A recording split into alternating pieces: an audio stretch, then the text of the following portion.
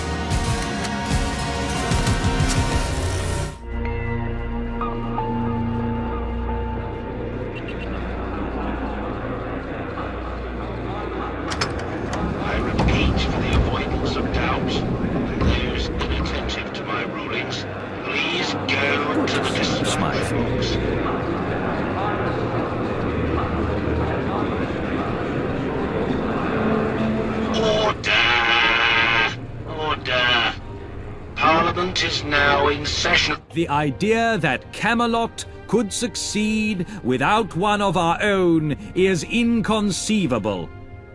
The blame for this catastrophic turn of events, therefore, is on them and them alone. What evidence do you have in your defense? It's settled, then. All those opposed to the motion, please say nay.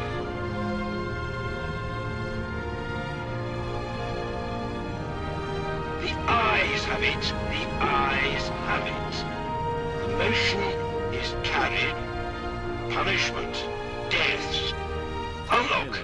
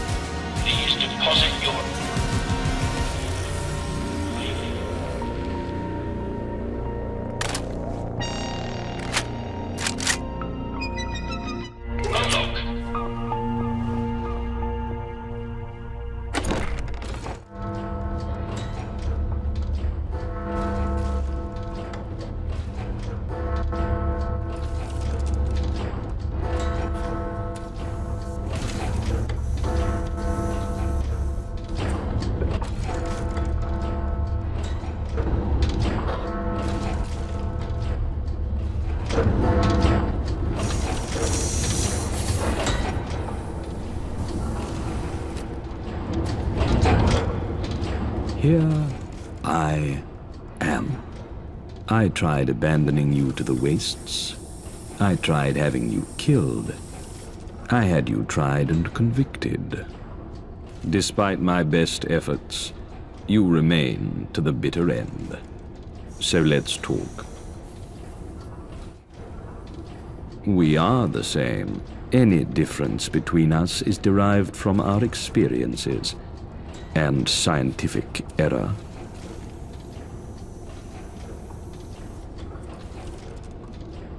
A clone of a clone of a clone. Oh, I agree. I'm not surprised you turned out the way you did, thrown into that cesspool with none of my wisdom. Very well. Let's finish this. Isn't it obvious? You brought an end to my world. Now I shall bring an end to yours.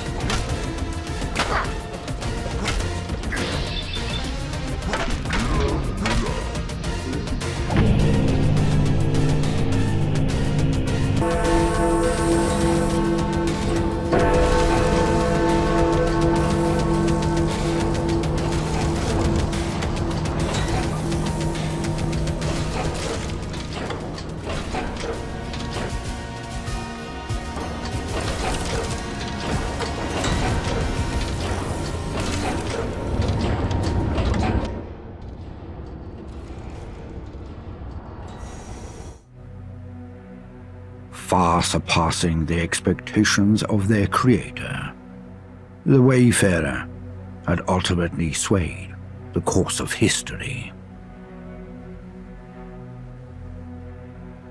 Arthur, true to his word, began the process of establishing a true representative democracy. For better or worse, the fate of London would be tied to the will of the people. Camelot continued to fight the enemies of democracy wherever they found them, ensuring fair and free elections in the region. Falling to their demise, the final seconds of Smythe's life were spent watching their replacement shrink into the distance. He considered the events leading up to this moment, and all the ways such a fate could have been avoided. However, in some small part, it came as a relief. Passing the torch had always been part of the plan, and now his job was done. The future was no longer his burden to carry. The Wayfarer, remembered as Geharis in the new legend of the Round Table, was honored for generations to come, not as an individual, but as a part of something greater. The Tommies continued to report to the government with a new charter outlining their role in a true democratic society.